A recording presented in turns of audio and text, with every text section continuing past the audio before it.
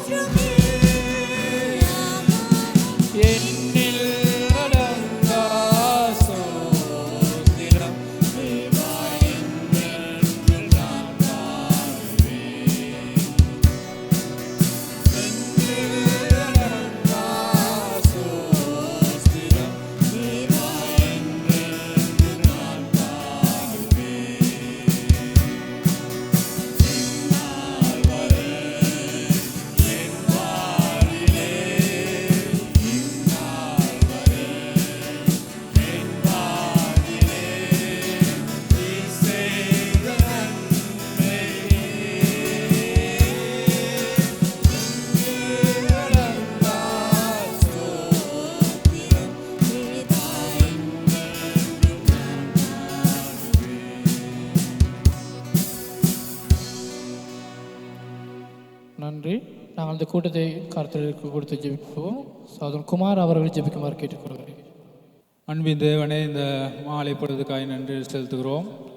இந்த நாளிலே எந்த கஷ்டங்கள் இருந்தாலும் ஆண்டவரே, சிரமங்கள் இருந்தாலும், தொழில் வாய்ப்புகள் இருந்தாலும், ஆண்டவரே கால்நிலைகள் எப்படி இருந்தாலும், உங்களுடைய பிள்ளைகளோடு இந்த நேரத்திலே இந்த மீண்டுமாய் ஒரு சுவிசேஷ கூட்டத்திலே கலந்து கொள்ள தந்த மாபெரும் சிலாக்கியத்துக்காய் நன்றி செலுத்துகிறோம். விசேஷமாக பாடிய பாடலுக்காகவும் இன்னும் நாங்கள் பாட இருக்கும் பாடல்களுக்காக ஜெபிக்கிறோம். பாடல்களை ஆசீர்வதிங்க. உம்முடைய நாமம் மகிமைப்படும்படியாகவும் உம்முடைய ராஜ்யம் கட்டி எழுப்பும்படியாகவும் அது உமக்கு மகிமையாக இருக்க கிருபை தாங்க. அதே போல் ஜெபிக்கிறேன். விசேஷமாக இசைக்கருவிகளை வாசிக்கும் சகோதர சகோதரிகள் கூட வந்து காத்துக்கொள்ளுங்க. உம்முடைய கிருபையும் அரவணைப்பும் அவர்கள் கூட இருக்கும்படியாக ஜெபிக்கிறேன். நேர்த்தியாய் வாசித்து அதன் மூலமாக உம்முடைய நாமம் காணப்படக்கூடியதான கிருபை தரும்படியாக ஜெபிக்கிறேன். விசேஷமாக வழி நடத்தும் சவரனுக்காக ஜெபிக்கிறேன். சவரனு கூட வந்து காத்துக்கொள்ளுங்க. இன்னும் இருக்கும் பாடல்களை ஆண்டவரே எங்களுக்கு வழி நடத்தி அவர் காட்டும்படியாக ஜெபிக்கிறோம். வேதத்தில் வார்த்தையை கொண்டு வரும் தாசருக்காக விசேஷமாக ஜெபிக்கிறேன். எங்களோட நோக்கம் அதாக இருக்கிறது. ஆண்டவரே பரத்திலிருந்து உங்களுடைய வார்த்தைகளை எங்களுக்கு அள்ளித்தரும்படியாக ஜெபிக்கிறோம். நாங்கள் ஆவிலே ஆண்டவரை நிரம்பினவர்களாய் இந்த சபையிலிருந்து வெளியேறி ஒவ்வொருவரும் செல்லக்கூடியதான கிருபை தாங்க. ஒவ்வொரு காரியங்களையும் ஒப்புக்கொடுக்கிறோம். இன்னும் வழியிலே வந்து கொண்டிருக்கும் பிள்ளைகள் இருந்தால் யாராவது அவர்களை சீக்கிரமாக எங்கள் மத்தியிலே கூட்டி சேர்க்க முடியாது ஜெபிக்கிறோம். ஆண்டவர் ரட்சகருமாகிய இயேசு கிறிஸ்துவின் வல்லமை நிறைந்த நாமத்தினாலே ஆமென். நன்றி. அனைவரும் அமர்ந்து கொள்ளுங்கள். வந்திருக்க அனைவரை மீண்டும் ஆண்டவரை இயேசு கிறிஸ்து நாமத்தினாலே அன்புடன் வாழ்த்தி வரவேற்கிறேன். தமிழ் சுவிசேஷ கூட்டத்துக்கு நான் மீண்டும் நமக்கு நன்று தெரிஞ்ச பாடல்களை தான் பாடப்போகிறேன். துதிப்பேன் துதிப்பேன் காலம் காலமெல்லாம் என்னை காத்தவரை என்ற பல்லவியை நாம் அனைவரும் உற்சாகத்தோடு இருந்த வண்ணம் பாடுவோம்.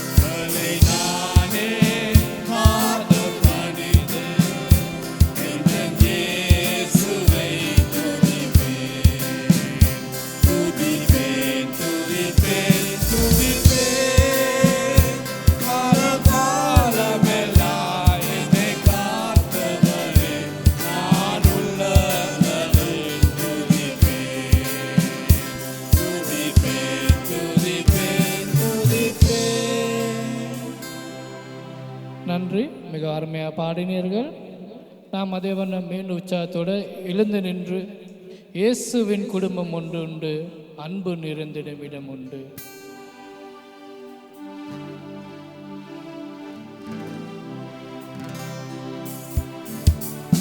தெரிஞ்சவர்கள் நாம் அனைவரும் உற்சாகத்தோடு பாடுவோம். இயேசுவின் குடும்பம் ஒன்று உண்டு, அன்பு நிறைந்திடும் இடம் உண்டு.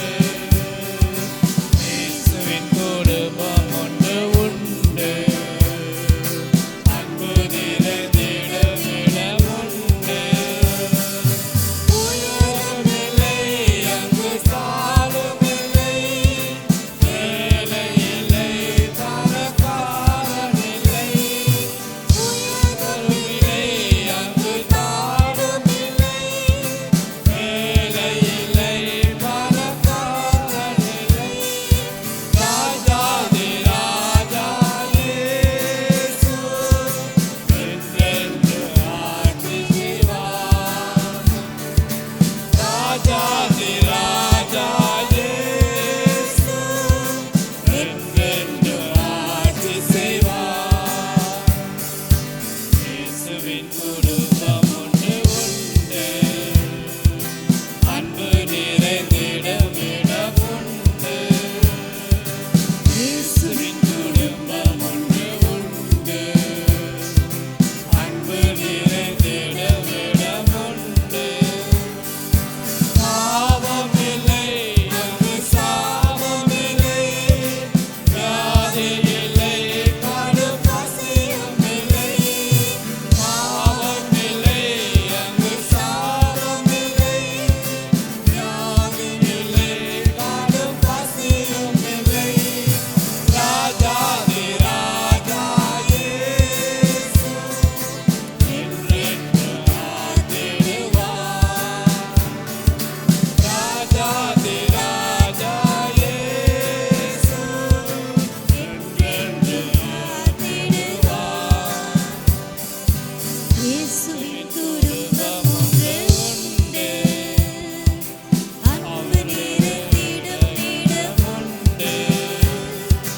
இயேசுவின் குடும்பம் ஒன்று உண்டு, அன்பு நிறைந்திடும் இடம் உண்டு.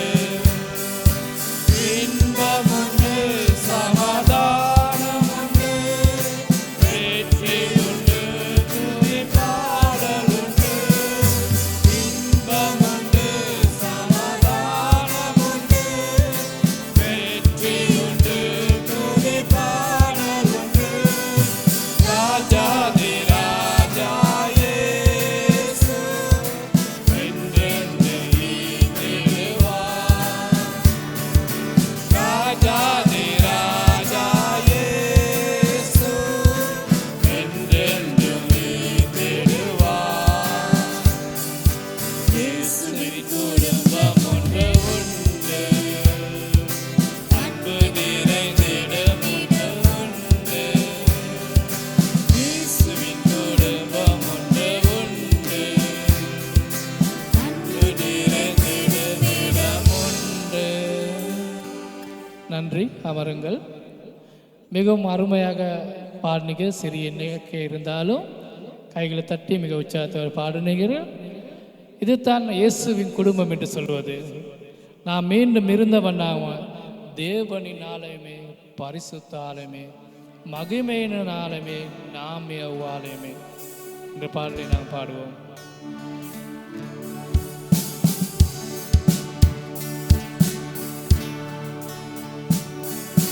தேவனின் ஆலயமே, பரிசுத்த ஆலயமே,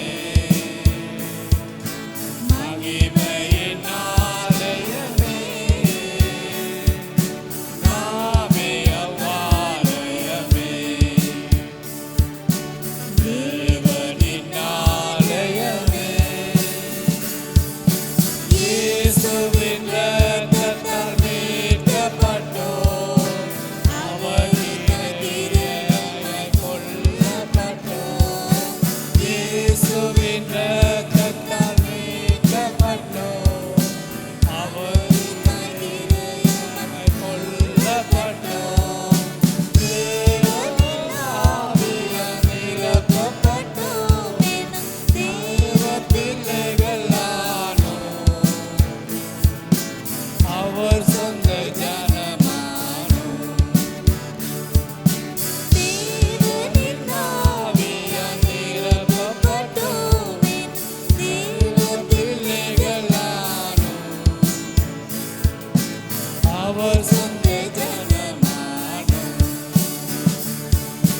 தேவனின் ஆலயமே பரிசுத்த கர்த்தரை நம்முடையவர்களல்ல அவரே சரீரத்தின் சொந்தமானவர் நாமினி நம்முடையவர்களல்ல அவரே சரீரத்தின் சொந்தமானவர் படாமல் தீட்டுப்படாமல் பரிசுத்த காத்துக் கொள்வோம் பரிசுத்த ஜாதியாக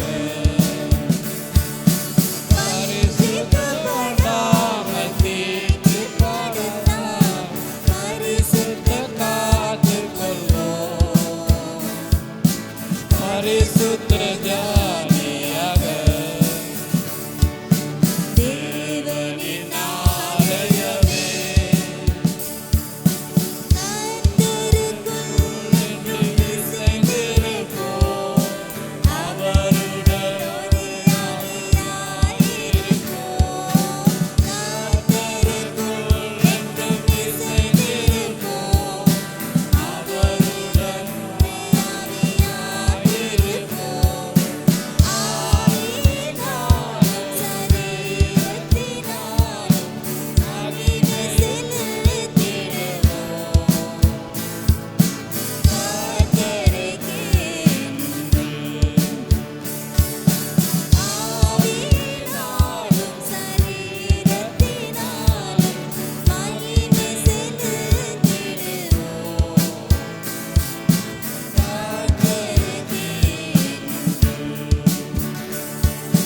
தேவனின் ஆலயமே பரிசுத்த ஆலயமே மகிமையின் ஆலயமே நாமே அவ்வாலயமே தேவனின் ஆலயமே நன்றி நன்றி, மிகவும் அருமையாக பாடினீர்கள். நாங்கள் மீண்டும் இன்றைய தினத்தில் ஒரு விசேஷ பாடலுக்கு நாங்கள் கேட்க போகிறோம். எமது சகாவியில் இருக்கும் 2 சகோதரிகள் தான் எங்களுக்கு பாடலை பாடப் போகிறார்கள். அவர்கள் மத்தியில் ஒரு விசேஷ பாடல் இந்த நேரத்தில் கொடுப்பார்கள்.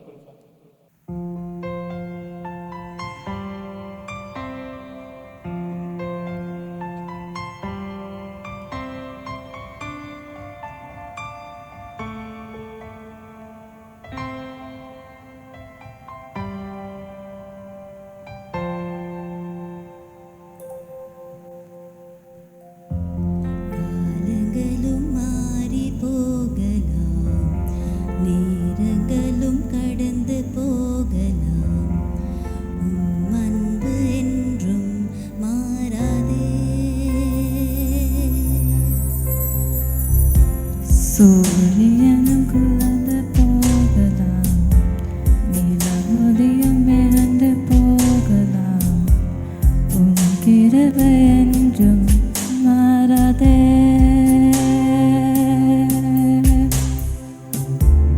உன்னை தேடி கண்டிடத்தாரே, உம் அன்பை தெரிந்திடத்தாரே, என் உள்ளம் தவியாய் தவித்திடுதே.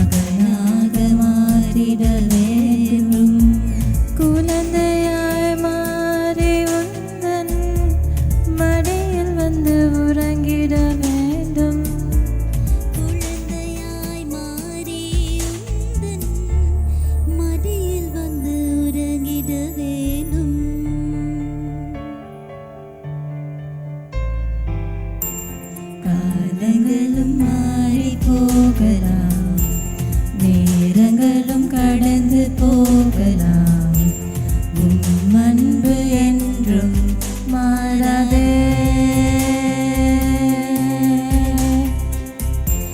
சூரியனும் குளிர்ந்து போகலாம், நிலவொளியும் மிரண்டு போகலாம், உம் கிருபை என்றும் மாறாதே.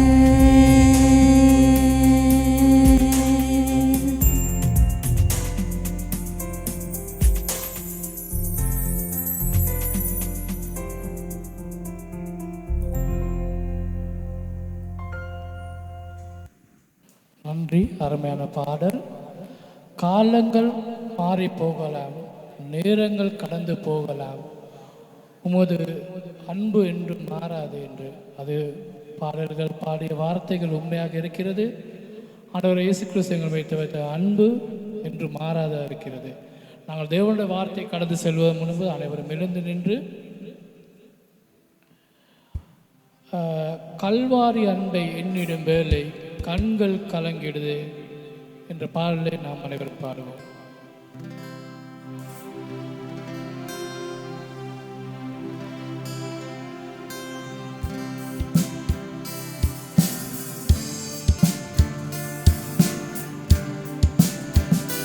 அனைவரும் எழுந்து பாடுவோம்.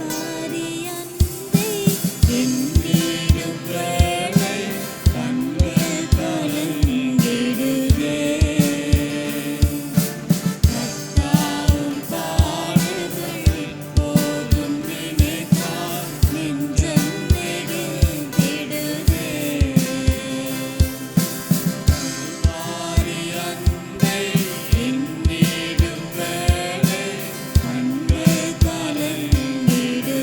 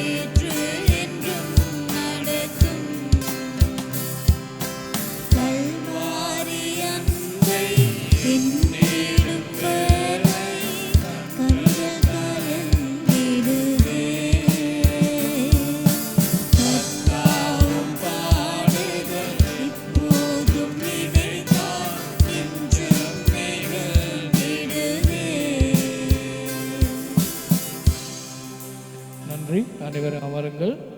நாம் தேவனுடைய வார்த்தையை கடந்து செல்வோம். சகோதரர் ஆனந்தகுமார் அவர்கள் தேவனுடைய வார்த்தையை பகிர்ந்து கொள்வார்.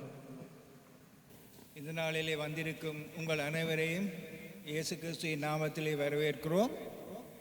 அதிகமாக நாங்கள் பார்க்கும்போது வாலிபர்கள் தான் இங்கே இருக்கிறார்கள். அது எங்களை உற்சாகப்படுத்துகிறது. ஆன்லைன் மூலமாகவும் இதிலே கலந்து கொள்கிறவர்களுக்காகவும் பிறகு நேரம் எடுத்து இந்த செய்திகளை கேட்பவர்களுக்காகவும் விசேஷமாக நன்றி செலுத்துகிறோம். அதோடு இந்த நாளிலே நல்ல கருத்தோடு ஆழமான கருத்தோடு உள்ள பாடல்களை அழகாக வாத்திய கருவிகளோடு படித்து எங்கள் இந்த செய்திக்கு கடந்து செல்ல உதவி செய்த சகோதர சகோதரர்களுக்காக விசேஷமாக நன்றி செலுத்துகிறோம். விசேஷ நிகழ்ச்சி குறித்த சகோதரிகள் 2 பேருக்காகவும் நாங்கள் நன்றி செலுத்துகிறோம். மீடியாவில் இருக்கும் ஒவ்வொருவர்களுக்காகவும் இந்த வேளையிலே விசேஷமாக நன்றி செலுத்துகிறோம். இந்த நாளிலே நாங்கள் மத்தேயு 11ஆம் அதிகாரத்திலே 20 - 24 வசனங்களை நாங்கள் பார்க்க போகிறோம்.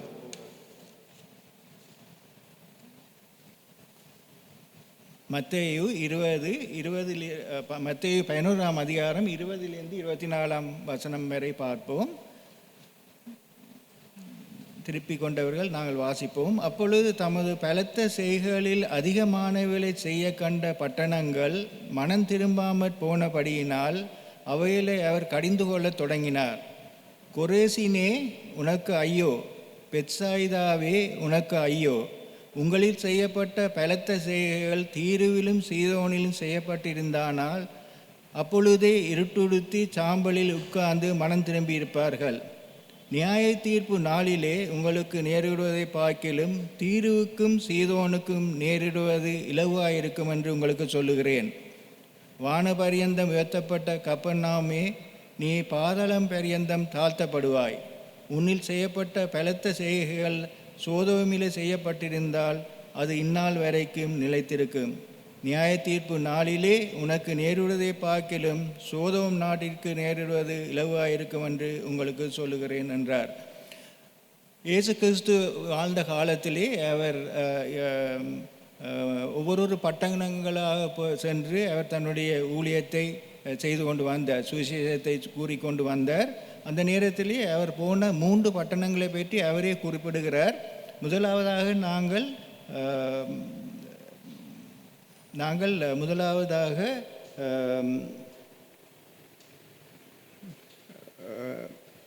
கப்பர்நாவும் பட்டணத்தை பற்றி பார்ப்போம். இதில் கப்பர்நாவிலே அவர் செய்த காரியங்களை சிலதில் பார்ப்பதன் மூலம் நாங்கள் மிகவும் விளங்கிக் கொள்ளலாம். மத்தேயு 4:13 சில வசனங்களை நாங்கள் திருப்ப வேண்டி வரும். ஆனால் அதனால் வாசிப்பதிலும் கேட்பதிலும் எங்களுக்கு ஆசீர்வாதம் இருக்குன்னு தெரியும். மத்தேயு 4:13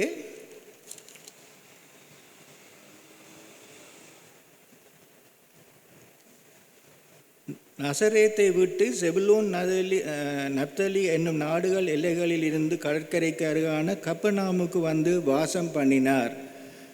இது இயேசு கிறிஸ்து பிசாசினால் சோதிக்கப்பட்ட பின்பு அவர் நசரேத்தை விட்டு செபுலோனுக்கு வந்து பிறகு கப்பர்நாமுக்கு வருவதை நாங்கள் காண்கிறோம். அது எவ்வளோ முக்கியம் என்று, அந்த பட்டணம் எவ்வளோ முக்கியமாக இருக்கிறது என்று நாங்கள் இதன் மூலம் அறியலாம். அவர் முதலாக கப்பர்நாமுக்கு வந்ததை காண்கிறோம்.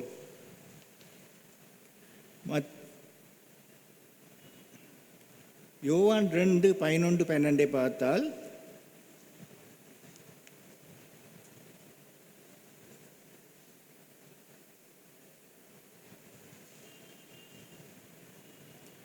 கானா நூற்கு அடியாளத்தை பற்றி அந்த அதிகாரத்தில் கூறப்பட்டிருக்கிறது.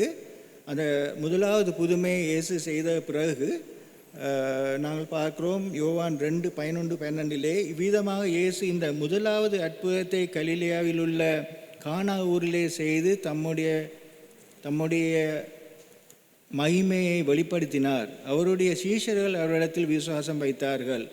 அதன் பின்பு அவரும் அவருடைய தாயாரும் அவருடைய சகோதரரும் அவருடைய சீஷரும் கப்பர்நாவுக்கு போய் அங்கே சில நாட்கள் தங்கியிருந்தார்கள். இதை பார்க்கும்போது மிக சந்தோஷமாக இருக்கிறது. அவர் தன்னுடைய தாயாரோடும் சகோதரரோடும் சீஷரோடும் கப்பர்நாவுக்கு வந்து தங்கி சில நாட்கள் தங்கினார் என்று பார்க்கிறோம். ஆகவே அந்த பட்டணம் எவ்வளோ முக்கியம் பெற்றது என்று நாங்கள் பாவிக்கலாம்.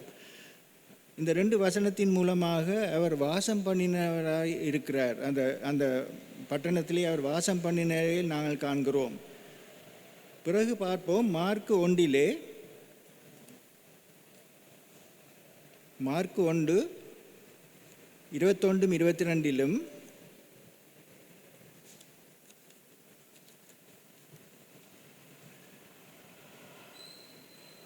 மார்க்கு 1 21 22 பின்பு கற்பர்நாவுக்கு போனார்கள். உடனே அவர் ஓய்வு நாளிலே ஜெப ஆலயத்திலே பிரவேசித்து போதகம் பண்ணினார். அவர் வேதபாரரைப் போல போதியாமல் அதிகாரமுடையவராய் அவர்களுக்கு போதித்தபடியினாலே அவருடைய போதகத்தை குறித்து ஜனங்கள் ஆச்சரியப்பட்டார்கள். கற்பர்நாவுமிலே அவர் தங்கியிருந்தது மாத்திரமில்லை, அவர் போதனைகளை செய்ததை நாங்கள் காண்கிறோம். ஓய்வு நாளில் ஜெப ஆலயத்திலே போய் அந்த மக்களுக்கு போதித்ததை நாங்கள் அறிகிறோம்.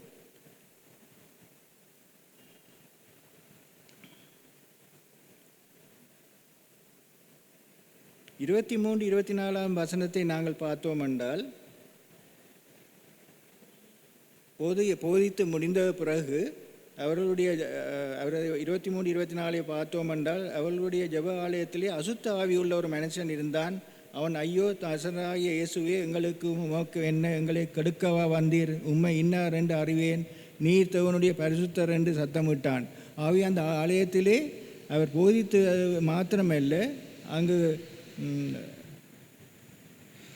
அசுத்த ஆவி பிடித்த ஒரு மனிதனை அவர் சுகப்படுத்தினதை நாங்கள் பார்க்கிறோம்.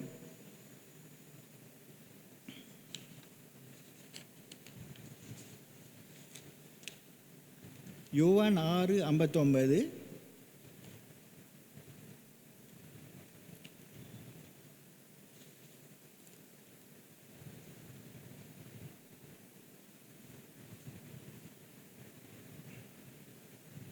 கற்பர்நாமில் உள்ள ஜெப ஆலயத்திலே அவர் உபதேசிக்கையில் இவைகளை சொன்னார்.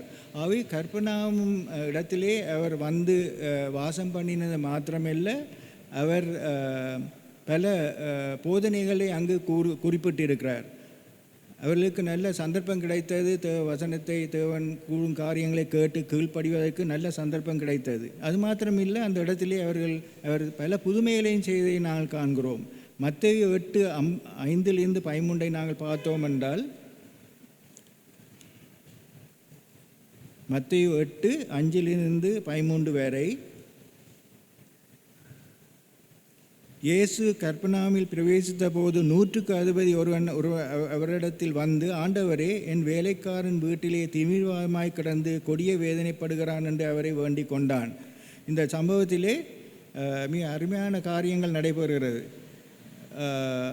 அவன் அந்த நேரத்திலே இயேசு வீட்டுக்கு வருவதை அவன் விரும்பாமல் அவன் சொல்கிறான், நீர் என் வீட்டுக்கு பிரவேசிக்க நான் பாத்திரன் அல்ல, ஒரு வார்த்தை மட்டும் சொல்லும். இதை கேட்ட இயேசு கிறிஸ்து 10ஆம் வசனத்திலே சொல்லுகிறார், இஸ்ரவேலுக்குள் இப்படிப்பட்ட விசுவாசத்தை காணவில்லை. இந்த சந்தர்ப்பங்கள் ஒவ்வொன்றையும் தேவன் அங்கு கூடியிருந்த மக்கள் மத்தியிலே காண்பிக்கிறார். எவ்வளவு புதுமைகள் மூலமாக மாத்திரமல்ல, இப்படியான வசனங்கள் மூலமாகவும் தேவனை அறிந்து கொள்வதற்கு ஒரு சந்தர்ப்பத்தை இயேசு செய்து கொடுக்கிறார். மார்க்கு 2:1 பார்க்கிறோம், இன்னொரு புதுமையை அவர் செய்கிறார்.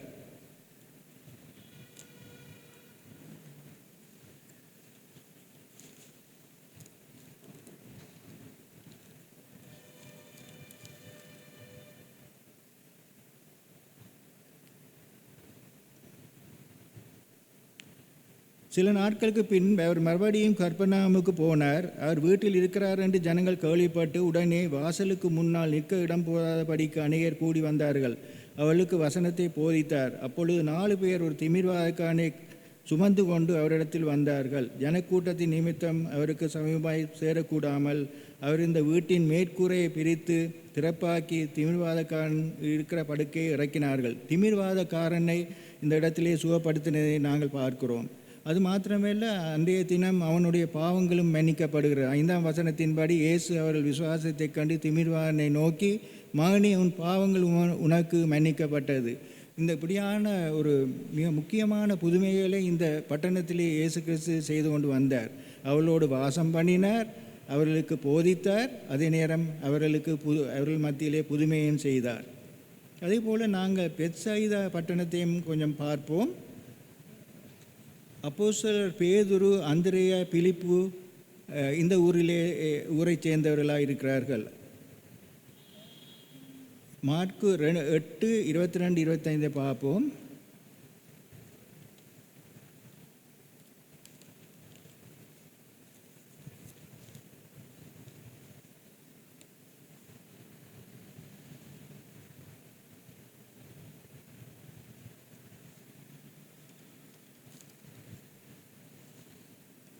பின்பு அவர் பெத்சாயிதா ஊருக்கு வந்தார். அப்பொழுது ஒரு குருடனை அவரிடத்தில் கொண்டு வந்து அவனை தொடும்படி அவரை வேண்டிக் கொண்டார்கள். அவர் குருடனுடைய கையை பிடித்து அவனை கிராமத்துக்கு வெளியே அழைத்து கொண்டு போய் அவன் கண்களில் உமிழ்ந்து அவன் மேல் கைகளை வைத்து, எதையாயிலும் காண்கிறாயா என்றார். அவன் எட்டி பார்த்து, நடக்கிற மனுஷரை மரங்களைப் போல காண்கிறேன் என்றார். இந்த இடத்திலே அந்த கண்குருடு மனிதனை அவர் பூர்ணமாக சுகப்படுத்துவதை நாங்கள் பார்க்கிறோம்.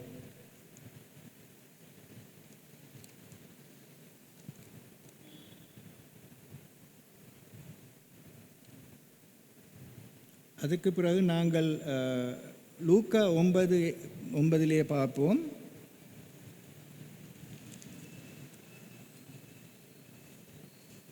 பத்திலிருந்து 17 வரை நாங்கள் பார்ப்போம். அதிகமாக தெரிந்த கதை, ஞாயிறு பாடசாலை பிள்ளைகளுக்கும் இது தெரியும். 5 அப்பங்களையும் 2 மீன்களையும் 5000 புருஷர்களுக்கும் மற்றவர்களுக்கும் போஷித்ததை பார்க்கிறோம். லூக்கா 9:10-17 வரை. 10ஆம் வசனம் சொல்லுகிறது, அப்போஸ்தலர் திரும்பி வந்து தாங்கள் செய்த யாவையும் அவருக்கு விவரித்து சொன்னார்கள். அப்பொழுது அவர் அவளை கூட்டிக் கொண்டு தனித்திருக்கும்படி பெத்சாயிதா என்னும் பட்டணத்தைச் சேர்ந்த வனாந்திரமான ஒரு இடத்துக்கு போனார். அந்த இடத்திலே அவர் பெரிய புதுமையை செய்ததை நாங்கள் காண்கிறோம். இவ்வனமாக நாங்கள் பார்க்கும்போது இயேசு கிறிஸ்து சுற்றி திரிந்து இந்த 3 பட்டணங்களிலே அதிகமான இடங்களிலே அவர் அங்கு வாசம் பண்ணி அந்த மக்கள் மத்தியில் இருந்து அவர்களுக்கு போதித்து, அதே நேரம் புதுமைகளையும் செய்து வல்லமையான புதுமைகளை அவர் செய்ததை நாங்கள் பார்க்கிறோம். அப்படி இருந்தும் அவர்கள் மனம் மாறாததை கண்டு அவர் மிகவும் மனஸ்தாபப்பட்டு இந்த வசனங்களை அவர் சொல்லுகிறார். மத்தேயு 11 அவர் சொல்லுகிறார், கொரோசினே உனக்கு ஐயோ, பெத்சாயிதாவே உனக்கு ஐயோ, உங்களில் செய்யப்பட்ட பலத்த செய்கைகள் தீருவிலும் சீதோனிலும் செய்யப்பட்டிருந்தால் அப்பொழுது இருட்டுடுத்தி சாம்பலில் உட்கார்ந்து மனம் திரும்பி இருப்பார்கள். நியாய தீர்ப்பு நாளிலே உங்களுக்கு நேருகிறதை பார்க்கிலும் தீருவுக்கும் சீதோனுக்கும் நேரிடுவது இலவாயிருக்கும் என்று உங்களுக்கு சொல்லுகிறேன். ஆகவே இந்த வினமாக தேவன் எங்களுக்கு எங்களுடைய வாழ்க்கையை நாங்கள் நோக்கி பார்க்கும்போது இந்த நாளிலே இப்பொழுது நாங்கள் படித்த பாடல்களை பார்த்தோம். எண்ணிலடங்கா ஸ்தோத்திரம், தேவன் செய்த நன்மைகளை பற்றி நாங்கள் படித்தோம். எங்களுடைய வாழ்க்கையை நோக்கி பார்க்கும்போது ரட்சிக்கப்படுவதற்கு முதலும் ரட்சிக்கப்பட்ட பிறகும் எங்களுடைய வாழ்க்கையிலே தேவன் இவ்வளோ பெரிய காரியங்களை செய்து கொண்டு வருகிறார். ரட்சிக்கப்பட்டு இருந்தாலும் நாங்கள் சில வேளையிலே தேவனை விட்டு மிக தூரமாக போயிருந்தால் சில காரியங்கள் செயல்கள் மூலமாக அல்லது எங்களுடைய நடத்தைகள் மூலமாக தேவன் எங்களை குறித்து கவலைப்படுவார். அவர் தந்த நன்மைகளை நாங்கள் அறியாமல் அவருக்கு நன்றியாக நாங்கள் மனம் திரும்பி தேவனுடன் வரும்படியாகத்தான் அவர் இந்த புதுமைகளை அவர் செய்ததுக்கு காரணம் அவர்கள் மனம் திரும்புவார்கள் என்று. ஆனால் அவர்கள் மனம் திரும்பவில்லை. ஒரு இடத்திலே அவர் சொல்லுகிறார், என்னை விசுவாசிக்கவில்லை விட்டால் நான் செய்யும் செய்களை பார்த்தாவது நீங்கள் விசுவாசியுங்கள் என்று சொல்லுகிறார். அவை எங்களுடைய வாழ்க்கையிலே எங்களுக்கு செய்த ஒவ்வொரு காரியத்தையும் இந்த நேரத்திலே நாங்கள் நினைத்து பார்ப்போம்.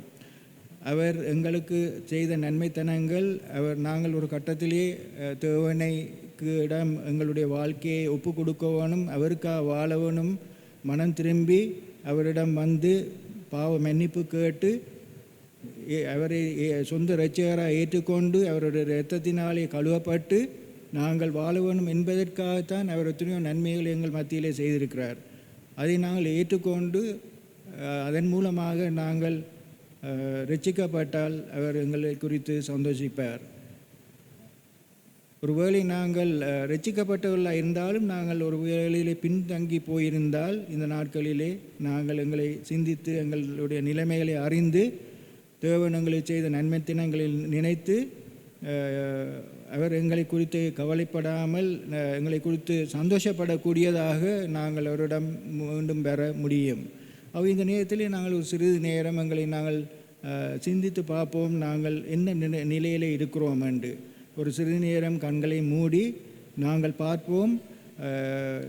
இந்த பட்டணங்களிலே அவர் இவ்வளவு திரிந்து எவ்வளவு புத்திமதிகளை அவர்களுக்கு சொல்லி தேவாலயத்திலே செய்து புதுமையான காரியங்களை செய்து அதை கண்டார்கள். இந்த 3 பட்டணத்தில் உள்ளவர்களும் அவர்கள் மத்தியிலே தான் அவர் சஞ்சரித்தார்.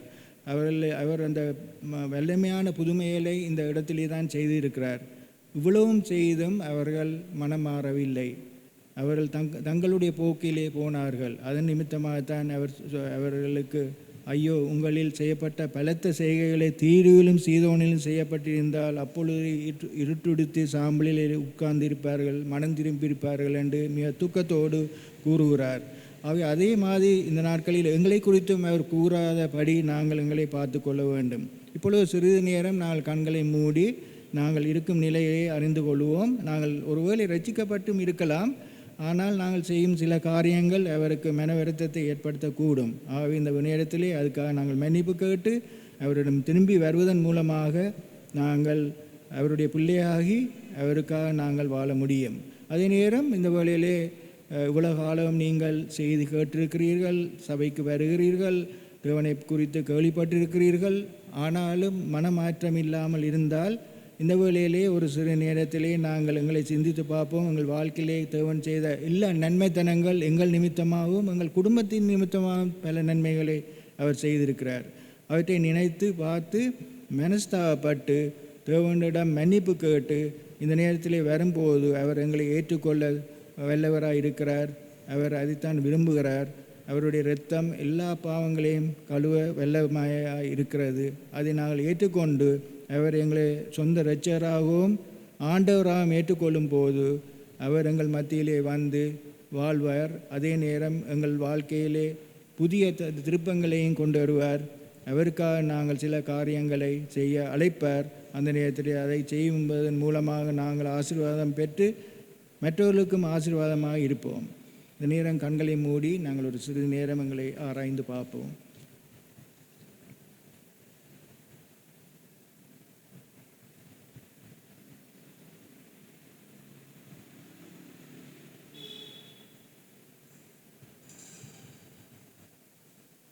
பிதாவே, இந்த மாலை வேளையிலே வந்திருக்கும் ஒவ்வொரு சகோதர சகோதரிகளுக்காக விசேஷமாக உமக்கு நன்றி செலுத்துகிறோம். முக்கியமாக வாலிபர்கள் எங்கள் மத்தியில் இருக்கிறார்கள், அதுக்காக விசேஷமாக நன்றி செலுத்துகிறோம். அதே போல் ஆன்லைனில் இருப்பவர்களுக்காகவும் பிறகு இந்த செய்திகளையும் இந்த பாடல்களையும் பார்க்க இருக்கும் ஒவ்வொரு சகோதர சகோதரிகளுக்காக விசேஷமாக நன்றி செலுத்துகிறோம். இயேசு கிறிஸ்து இந்த பட்டணங்களிலே சுற்றி திரிந்து மிக முக்கியத்துவம் கொடுத்து இந்த பட்டணங்களிலே அவர் சுற்றி திரிந்து அவர்களோடு வாசம் பண்ணி அவர்களுக்கு தேவையானவற்றை சந்தித்து புதுமைகள் மூலமாக அவர்களுக்கு பல புதுமைகளை வல்லமையான புதுமைகளை இந்த பட்டணங்களிலே செய்தார். ஆனாலும் அவர் ஒரு கட்டத்திலே பார்க்கும்போது அவர்கள் மனம் திரும்பாமல் அவர்கள் தங்களுடைய வாழ்க்கையிலே தாங்கள் விரும்பிய பாதையிலே போவதை கண்டு அவர் மிக மனம் நொந்து இவனமாக கடிந்து கொள்வதை நாங்கள் பார்க்கிறோம். இன்றும் தேவனே, நாங்கள் எங்களுடைய வாழ்க்கையையும் நாங்கள் சீர்தூக்கி பார்க்கும்போது எங்களுடைய வாழ்க்கையிலேயும் எங்களுடைய குடும்பத்தார் வாழ்க்கையிலேயும் எத்தனையோ நன்மைத்தனங்களை நீர் செய்திருக்கிறீர். அதன் மூலமாக நீர் எதிர்பார்ப்பதெல்லாம் வல்லமையான காரியங்களை நீர் எங்கள் மத்தியிலே செய்ததற்கு காரணம் நாங்கள் மனம் திரும்பி உம்மிடம் வர வேண்டும் என்றுதான். ஆனால் அதை செய்யாவிட்டால் நீர் துக்கத்தோடு இருப்பீர் என்று எங்களுக்கு தெரியும்.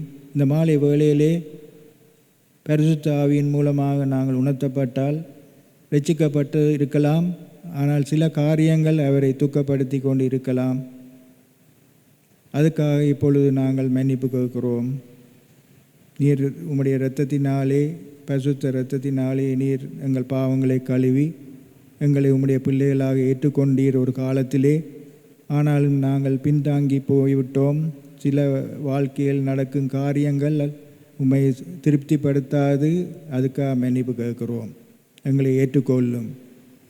அதே போல தேவனே, இந்த நாளிலே பல காலமாக சுவிசேஷத்தை கேட்டும் மனமாறாமல் இருப்பவர்கள் அவர்களுடைய வாழ்க்கையிலே செய்த நன்மைத்தனங்கள், பலத்த காரியங்களை நீர் அவர்கள் மத்தியிலே செய்திருக்கிறீர். அவர்கள் குடும்பங்கள் மத்தியிலே செய்திருக்கிறீர். நோய்வாய்ப்பட்ட போதெல்லாம் சுகப்படுத்தியிருக்கிறீர்.